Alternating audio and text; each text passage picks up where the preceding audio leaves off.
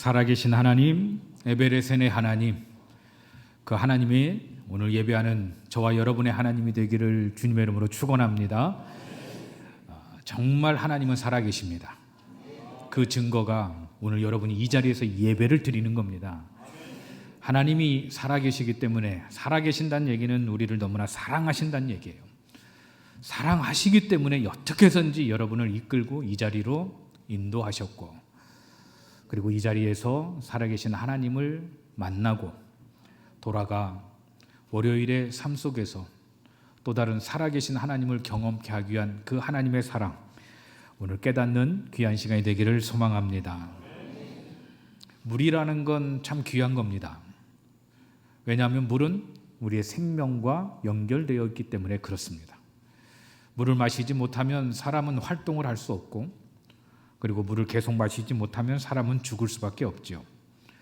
그래서 우리가 겪는 갈증은 그냥 단순한 불편함이 아닙니다. 이 갈증이라는 것은 지금 내 안에 생명이 지금 무엇을 가장 필요로 하는지를 알려주는 절실한 신호입니다. 그래서 우리의 생명을 지키기 위해서 너는 지금 물을 먹어야 돼. 너는 지금 물을 마시지 않으면 죽어. 그래서 그 물을 마시도록 내 몸에서 신호를 보내요. 성경에서 물도 마찬가지입니다. 성경의 물도 영적인 의미를 담고 있어요. 광야에서 이스라엘 백성들은 물이 없었습니다. 그래서 고통을 겪었어요. 그래서 하나님을 원망해요. 모세를 죽이려고 하죠. 그때 하나님은 모세를 통해 반석에서 물을 내서 그들의 갈증을 해결해 줍니다. 우리가 에스겔서를 보면 성전에서 나왔던 이 물이 메마른 땅을 살리고 그리고 죽은 바다를 회복시키는 그 물의 위대함을 보여주죠. 동시에 이와 반대되는 개념, 노아의 홍수의 시대의 그 물, 이것은 죄를 심판하는 도구로 하나님께서 사용하여 주시는 것을 보게 됩니다. 자, 성경의 오늘 본문에도 또 다른 물이 등장을 해요. 그냥 이 물은 누군가의 그냥 갈증을 해결해 주는 물이 아니었습니다. 이 물은 예수님이 한 여인의 영혼을 살리는 생수였어요. 한 영혼의 주인공이 바로 사마리아 여인이었습니다. 자, 이 여인이 물을 길러 나옵니다. 그런데 사실 이 여인은 물이 부족한 사람이 아니에요. 물이 없어서 물을 떠오러 나오는 사람이 아니라 이 여인은 마음이 메말라 있는 사람이었어요. 이 여인은 사람들을 피할 만큼 지쳐 있었던 사람, 누구에게도 말을 할 수 없는 정말 부끄러운 과거의 상처, 사람과의 관계가 이미 모든 것이 끝나버린 그 아픔을 견디며 홀로 살아가는 여인, 이 여인이 오늘 본문에 등장합니다. 그런데 이 여인이 우물가에 도착했을 때 거기에 누가 계셨죠? 예수님이 계십니다. 여인은 물을 기르러 나왔는데 예수님은 이 여인의 영혼을 구원하기 위해서 그 자리에 나오셨어요.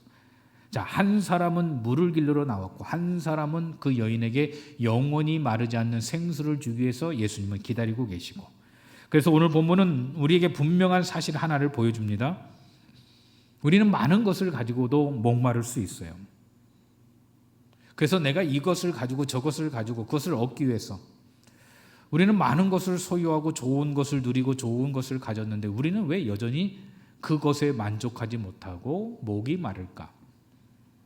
그러나 오늘 본문은 그 사람의 깊은 갈증, 그 갈증은 어떻게 해결되는가? 누구를 만나야 되는가? 누구를 만나야 그것이 부족이 만족이 될까? 세상의 우물은 우리에게 잠시 갈증을 해결해 줄 수 있어요. 세상의 우물은 우리의 삶에 필요하고 소중한 거예요. 그러나 세상의 우물은 다시 우리를 목마르게 하죠. 그러나 예수님은 다릅니다. 예수님은 우리 안에서 영원히 마르지 않는 생수가 되심을 믿으시기를 바랍니다. 이것이 오늘 본문이 우리에게 주는 가장 큰 중심축이에요. 여러분, 예수님은 너의 삶의 문제가 이거야, 그러니 내가 이걸 해결해 줄게, 그 길을 가르쳐 주지 않았어요. 어떻게 하면 돈을 많이 벌까? 어떻게 하면 좋은 집에 살까? 어떻게 하면 더 많은 것을 누릴 수 있을까? 예수님은 그것을 성경을 통해서 우리에게 가르쳐 주지 않으셨어요. 우리에게 가르쳐 주신 것은 뭐냐면, 오히려 너는 많은 문제와 많은 불안과 많은 염려와 많은 근심의 현실 속에서도 내가 너를 일으켜 줄게, 내가 너를 견딜 수 있는 힘을 줄게. 내가 소망으로 살아갈 수 있는 능력을 내가 너에게 줄게. 그것이 바로 예수님의 말씀이었어요. 우리는 결론을 원해요. 우리는 눈앞에 이루어지는 것을 원해요. 그런데 예수님은 결론을 가지고 오시는 것이 아니라 내가 너와 함께 할게. 에베네셀의 하나님, 살아계신 하나님, 그 하나님처럼 예수 그리스도도 우리 가운데 오셔서 내가 너를 일으켜 세울 수 있는 힘을 줄게. 그것을 극복해낼 수 있고 감사할 수 있고 은혜스럽게 살아갈 수 있는 힘을 줄게. 여러분, 이것이 바로 예수님의 말씀이었어요. 그러므로 오늘 말씀의 중심은 분명합니다. 세상의 우물은 다시 목마르게 하지만 예수님은 우리 안에서 영원히 마르지 않는 생수가 되어 주신다. 여러분, 이것이 오늘 말씀의 결론이죠. 이 말씀에 따라 세 가지 은혜를 여러분과 함께 나누고자 합니다. 첫 번째, 예수님은 목마른 인생을 먼저 찾아오십니다. 4장 4절의 말씀에 보면 사마리아를 통과하여야 하겠는지라. 여러분, 예수님이 사마리아를 통과하겠다는데 굳이 이것이 성경에서 뭐가 그리 중요할까요? 그냥 통과하면 되잖아요. 근데 우리가 역사적 배경을 다 설명할 수는 없지만 역사적 배경을 보면 유대인들은 사마리아를 피하고 싶은 땅이죠. 유대인과 사마리아 사이에는 오랜 역사적 갈등과 민족적 상처가 있었어요. 유대인들은 사마리아 사람들을 멸시했어요. 사마리아 사람들 역시 유대인들을 향해 깊은 거리감을 두고 있었어요.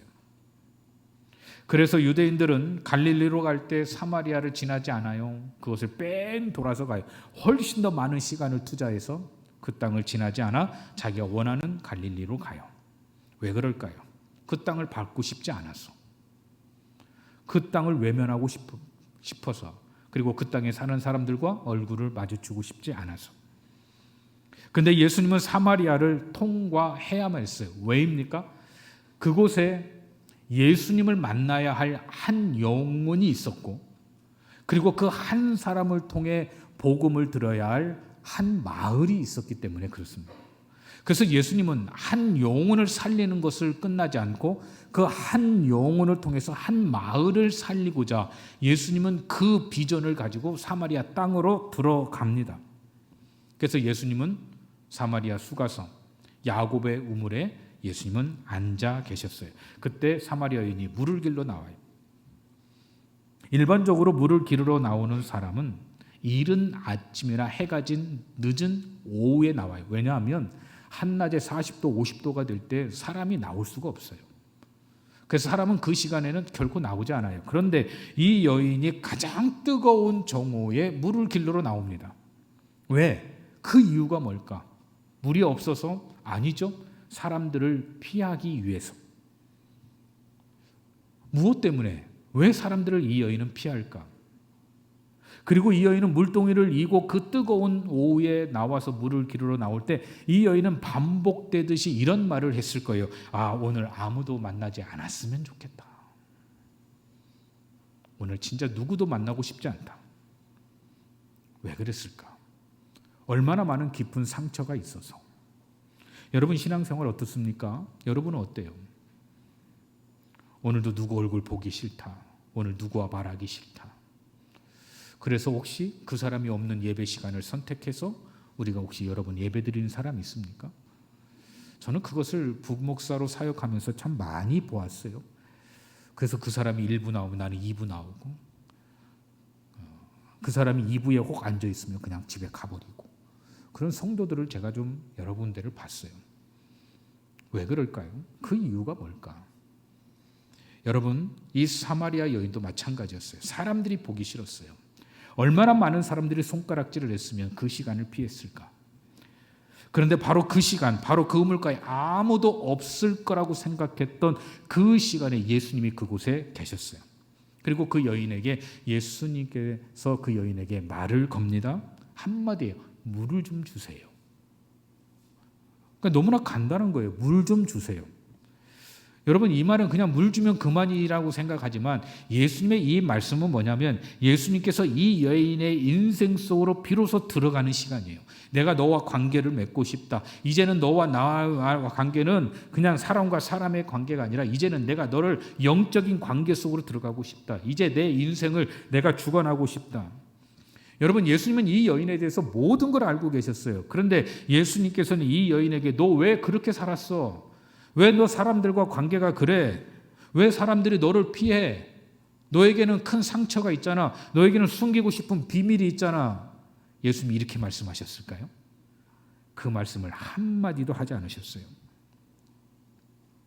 예수님이 하신 것은 딱 하나였어요. 먼저 말을 걸어주셨어요. 아무도 이 여인에게 말을 걸지 않았어요. 근데 가서 먼저 말을 걸어주셨고, 아무도 다가가지 않는 이 여인에게 먼저 다가가셨고, 아무도 관계를 맺지 않는 이 여인에게 먼저 관계를 맺어주셨어요. 여러분, 이것이 복음입니다. 하나님이 세상을 이처럼 사랑하사 독생자를 보내주셨어요. 이것은 뭐예요? 하나님은 우리를 사랑해서 예수님이 이 땅에 오신 거예요. 예수님이 먼저 오신 거지, 우리가 제발 좀 오십시오, 우리 가운데 오십시오라고 요구하기 전에 예수님은 먼저 우리 가운데 오셨어요.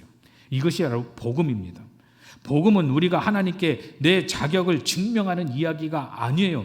내가 이 정도로 열심히 했으니까 나를 인정해 주세요. 그것이 아니라 복음은 주님께서 연약하고 상처 입은 우리를 먼저 찾아오신 이야기. 우리가 주님을 사랑하기 전에 주님이 우리를 먼저 사랑하셨고, 우리가 주님께 나아가기 전에 주님이 우리에게 가까이 오셨어요. 여러분, 주님이 오늘 아침도 여러분에게 가셨기 때문에 여러분이 오늘 이 자리에 나와서 예배를 드리는 겁니다. 오늘 주일이기 때문에 내 믿음이 좋아서 여러분이 이 자리에 온 것이 아니라 주님이 여러분을 찾아가신 거예요.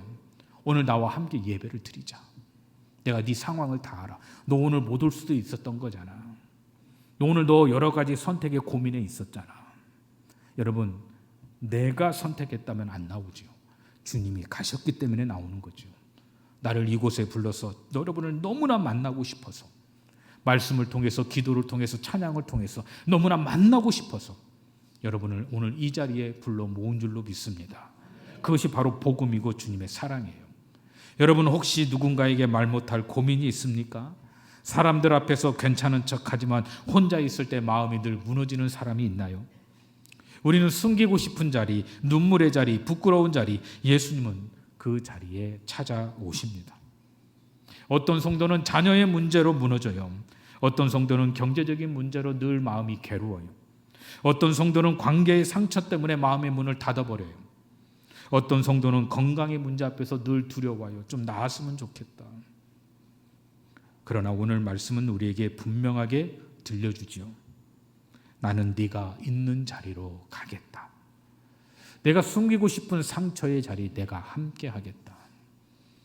사람들은 내 곁에 없는데 주님은 오시겠다고 말하고 있어요. 이것이 뭐냐? 목마른 인생을 주님은 찾아오신다는 얘기죠.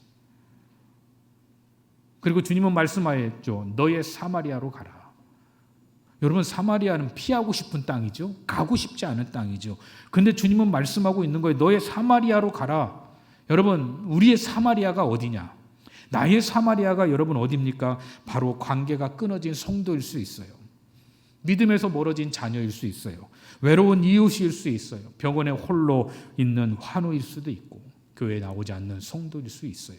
내가 피하고 싶은 사람, 그 사람이 가는 길을 쫓아 가고 싶지 않아 돌아서 가는 나의 사마리아는 과연 어디인가? 여러분, 선교는 예수님처럼 먼저 다가가는 겁니다. 선교는 누군가에게 복음의 문을 열어주는 거예요. 우리 교회가 사람들이 찾아오기만을 기다리는 교회가 아니라 예수님처럼 먼저 찾아가는 교회, 여러분, 그 교회가 우리 순천 남북교회가 되기를 바랍니다. 여러분, 사마리아는 나쁘다, 사마리아는 옳지 못한 것이다, 사마리아는 희망이 없다, 사마리아는 많은 문제를 가지고 있다, 우리는 말할 수 있어요. 그런데 정작 우리는 그 사마리아를 통과하지 않아요. 근데 예수님은 말하죠. 사마리아로 가라라고 말하고 있는 거죠. 여러분, 여러분에게 있는 사마리아, 여러분 반드시 그곳을 통과하시기를 바랍니다. 두 번째로는 예수님은 세상의 우물이 채우지 못하는 영혼의 갈증을 채워주십니다. 예수님은 사마리아 여인에게 말씀합니다. 14절에 내가 주는 물을 마시는 자는 영원히 목마르지 아니하리니 내가 주는 물은 그 속에서 영생하도록 솟아나는 샘물이 되리라. 사마리아 여인은 이 말씀을 육신의 물로 이해를 했어요. 그래? 그러면 주님이 지금 나에게 주시는 물은 그럼 내가 정오에 나오지 않아도 되겠네? 내가 나오지 않아서 이제 사람들을 안 봐도 되겠네? 야, 이 물이 도대체 어떤 물이길래 내가 굳이 나오지 않아도 영원히 목마르지 않는 물이 될까? 그것에 대한 희망을 가졌어요. 그런데 예수님이 말씀하신 물은 그런 물이 아니었죠. 여러분, 예수님은 누구십니까? 내 영혼의 가장 깊은 갈증을 채워주시는 생명수이십니다. 예수님은 이 여인에게 그런데 뜻밖의 말을 해요. 갑자기 물 이야기를 하다가 예수님께서 반전의 반전, 아주 충격적인 말을 하죠. 뭐라고 말하죠? 가서 네 남편을 불러오라. 생뚱맞게 예수님이 전혀 다른 말을 하죠. 갑작스러운 말처럼 보여요. 생수에 대해서 말씀하시는 예수님이 왜 갑자기 남편 이야기를 했을까? 여인을 부끄럽게 하기 위해서, 그녀가 살아온 방탕한 삶의 모습, 그것을 들춰내기 위해서? 그런 말이 아니었어요. 예수님은 이 여인이 지금까지 무엇으로 자신의 마음의 갈증을 채우려 했는지를 드러내고 있는 거죠. 여인은 남편이 없습니다라고 대답을 하죠. 그런데 실제 그 여인에게는 남편이 5명이 있었어요. 근데 지금도 한 남편이 그에게 있어요. 근데 그 사람은 남편이 아니라고 말해요.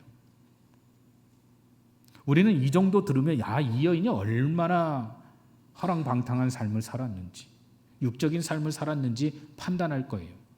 근데 여러분, 성경을 보세요. 성경은 그 여인이 어떤 아픔을 겪었는지, 어떤 상처를 받았는지, 어떤 이유로 그러한 삶을 살게 되었는지 성경은 전혀 언급하지 않았어요.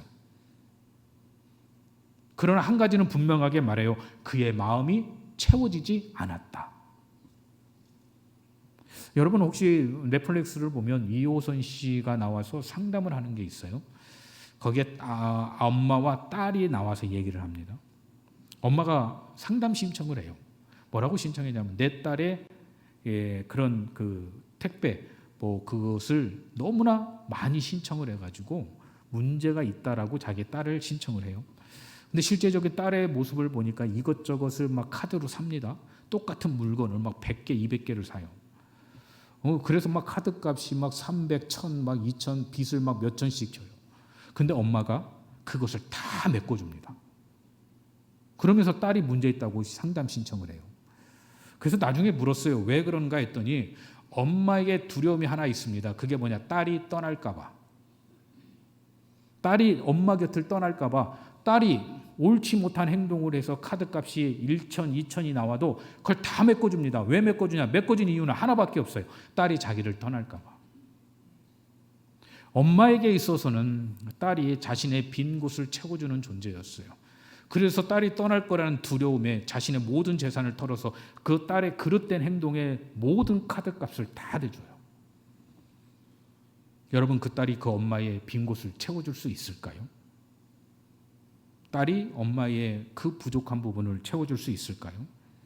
채워줄 수가 없다란 얘기예요. 늘 갈증에 겪죠. 사람을 통해 행복을 찾으려 했는데 채워지지 않았어요. 관계를 통해서 붙들었는데 더 깊은 외로움만 남았어요. 여러분, 이 여인의 이야기는 오늘을 살아가는 우리들의 모습은 아닐까? 현대인은 과거보다 더 많은 것을 누려요. 근데 왜 더 마음이 지치고 관계는 더 쉽게 끊어지고 불안은 더 깊어질까요? 많은 사람들은 바쁘게 살아가지만 정작 내가 왜 이렇게 살아야 되나라는 이 질문에 대한 답을 가지고 있는 사람이 과연 얼마나 될까요? 세상의 우물은 우리에게 잠시 모든 것을 시원하게 해줄 수는 있지만 그러나 다시 목마르게 하죠. 오늘 우리에게도 남편과 같은 것이 있어요. 실제적인 남편이 아니라 내 마음을 붙들어 줄 것이라고 믿었던 것들, 그것이 바로 남편이에요. 이것만 있으면 나는 행복할 거야. 여러분, 세상에 우물이 필요 없다는 얘기가 아니에요. 여러분, 돈도 필요하죠. 좋은 집도 좋은 차도, 여러분 내 삶의 주위에 내가 누릴 수 있는 것도 다 소중하지요. 그런데 여러분, 그것이 여러분을 채워주던가요? 우스갯소리로 제가 사계 노예 때 행운권을 받았어요. 저희가 선풍기가 있었으면 좋겠다고 했는데 선풍기를 받았습니다. 둘이 얼마나 좋아했는지 부끄러울 정도로 좋아했어요. 누군가가 그랬을 거예요. 아니, 저렇게 좋은 교회의 목사가 그 선풍기 하나 받았다고 저렇게 난리를 칠까. 근데 저희 아내와 저는 그렇게 행복했어요. 마치 주님을 만난 것처럼. 그런데요, 집에 와서 그 선풍기를 보니까 그때뿐이더라고. 그 선풍기는 아직도 박스 안에 있어요. 뜯지도 않고 있고. 근데 그것이 그 순간이 지나고 나니까 똑같아요. 거기다 말고 무슨 생각하느냐? 선풍기 말고 저걸 받을 걸. 그렇죠. 이게 여러분 만족이 없다는 얘기예요. 우리를 채워줄 수 있는 게 없다는 얘기예요. 하나님이 주신 선물이지만 여러분 분명히 아십시오. 하나님을 대신할 수 없다는 사실이에요. 예수님은 물으십니다. 너는 지금 무엇으로 내 마음의 갈증을 채우려 하느냐? 이 질문은 우리를 생수로 이끄시는 질문이에요. 현대인들에게 필요한 복음은 더 열심히 살아라 라는 말이 아니에요. 이미 여러분 너무나 열심히 살았어요. 너무나 최선을 다해서 살았어요. 그래서 너무 살다가 지쳤어요. 우리에게 필요한 복음은 네가 채우려 애쓰는 그 마음의 빈자리, 그 채워지지 않는 그 빈자리 지금 나에게 좀 가져와봐. 예수님께 좀 가져와봐. 예수님은 문제없는 삶을 약속하지 않았어요. 문제 가운데서도 우리를 살게 하시는, 만족을 주시는 바로 그 생수가 되어주겠다고 예수님은 약속하여 주셨습니다. 여러분, 자녀의 문제가 아직 해결되지 않아도 예수님은 우리를 붙들고 계십니다.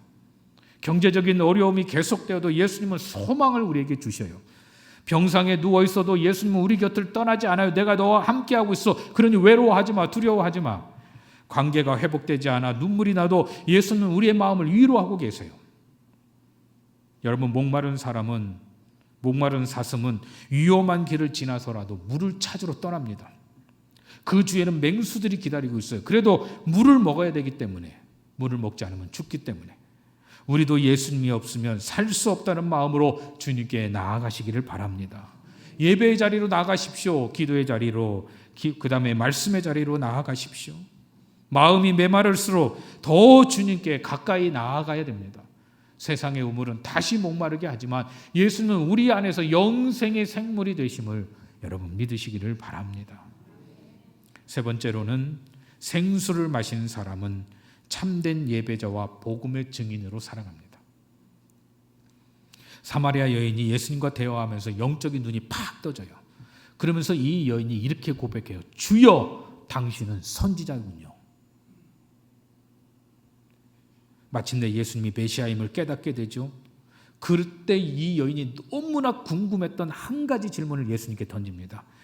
우리 조상들은 이 산에서 예배하였는데 당신의 말은 예배할 곳이 예루살렘에 있다 하더이다. 여러분, 이 말씀이 뭐냐? 사마리아 사람들은 예루살렘 성전을 올 수 없었어요.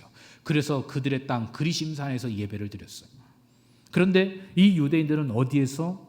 예루살렘 성전에서 예배를 드려요. 그래서 유대인들은 예루살렘 성전 안에서만 예배를 드리는 것이 진짜 예배라고 하고, 그리심산에서 예배를 드리는 사마리아인들의 예배는 거짓이라고 그랬어요. 그런데 예수님은 그 말씀을 듣고 말하죠. 예배의 장소보다 더 중요한 것이 있음을 말씀합니다. 23절에 아버지께 참되게 예배하는 자들은 영과 진리로 예배할 때가 오나니 곧 이때라. 이 말을 사마리아 여인에게 말을 합니다. 여러분, 이것이 뭐죠? 예배는 장소보다 대상이 중요한 거예요. 예배는 형식보다 중심이 중요합니다. 예배는 하나님이 어떤 분이신 줄을 알고 감사와 믿음으로 나아가는 시간입니다. 영과 진리로 예배한다는 것은 예수 그리스도를 통하여 하나님께 나아가는 겁니다. 참된 예배자는 예배를 통해 만난 예수님을 삶에서도 드러내는 사람이 바로 예배예요.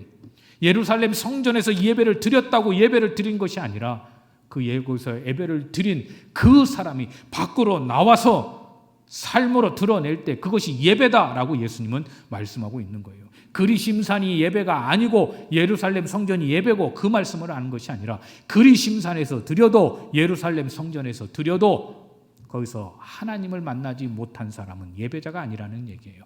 하나님을 만났다는 얘기는 어떻습니까? 삶의 자리에서 그 하나님을 드러낸다는 거죠. 그것이 예배라고 말씀하고 있어요. 자, 이 놀라운 진리를 들은 이 사마리아 여인이 자기가 가지고 있던 물동이를 버려두고 동네로 들어갑니다. 매우 하이라이트예요. 이 여인은 처음에 물을 얻으러 왔어요. 그런데 누구를 만났어요? 예수님을 만났어요. 그리고 예수님을 전하기 시작합니다. 그 여인은 자신을 피하던 사람들, 자신에게 손가락질하는 사람들, 야, 저 같은 남편이 몇 명인 줄 알아?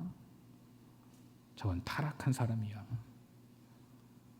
자신에게 오지 않았던 사람들, 자신에게 사마리아와 같은 그곳으로 이 여인이 들어갑니다. 그리고 사람들을 만나기 시작해요. 문을 두드리기 시작해요. 말을 합니다. 와서 좀 보라. 내가 행한 모든 일을, 내가 말한 사람, 저 사람에게 한번 가보자. 저 사람이 말하는 진리를 한번 들어보자. 여러분, 이 여인의 문제가 해결됐어요? 하나도 해결된 게 없어요.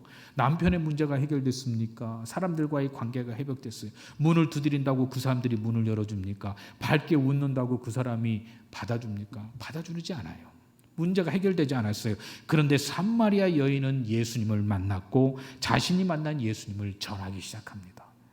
여러분, 이것이 선교입니다. 선교는 내가 만난 예수님을 진실하게 소개하는 거죠. 내가 받은 은혜를 나누는 거죠. 내가 목마를 때 나를 살려주신 예수님을 가르쳐주는 게 선교예요.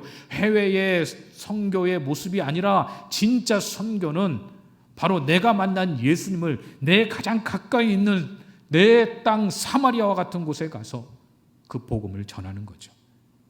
여러분, 우리의 가정에도 우리의 이웃에도 우리의 교회에도 목마른 사람이 있어요. 그들에게 필요한 것은 예수님께 인도해 줄 사람이 필요하지 않을까요? 한 사람의 변화는 한 마을의 변화로 이어졌죠. 한 사람이 예수님을 만나니 그 가정과 그의 삶이 달라졌죠. 한 사람이 복음의 통로가 되니까 이웃이 달라지기 시작하죠. 한 교회가 예수님의 마음으로 지역을 품으니까 그 지역이 달라지기 시작하는 거죠. 사랑하는 여러분, 사마리아 여인이 물을 길러러 우물가에 왔지만 그곳에서 생수이신 예수님을 만났어요. 사람들을 피해서 왔는데 자신을 찾아오신 예수님을 만났어요. 과거에 묶여 상처에 찌들은 사람이 복음의 증인이 되었어요. 여러분, 이게 복음입니다. 이게 바로 신앙이죠. 저는 말씀을 정리합니다. 오늘 여러분 예수님 앞으로 나아가시기를 바랍니다. 그리고 이렇게 기도해 보십시오. 주님, 제가 목마릅니다. 주님, 이제 제 생수가 되어 주옵소서. 맞아요. 우리는 여기까지는 누구나 다 해요. 기도는. 근데 여기서 한 가지 더 나가야 되죠. 이제 예수님께서 주신 생수를 어떻게 되죠? 흘려보내야 되죠. 그래서 우리는 이렇게 기도합니다. 주님, 목마른 영혼을 품게 하옵소서. 제가 만난 예수님을 삶으로 전하게 하옵소서. 여러분, 이것이 신앙이고 이것이 이어지는 삶입니다. 예수님은 목마른 인생을 찾아오십니다. 예수님은 우리의 목마름을 채우십니다. 예수님은 우리를 복음의 통로로 세우십니다. 여러분, 오늘 생수를 마시기를 바랍니다.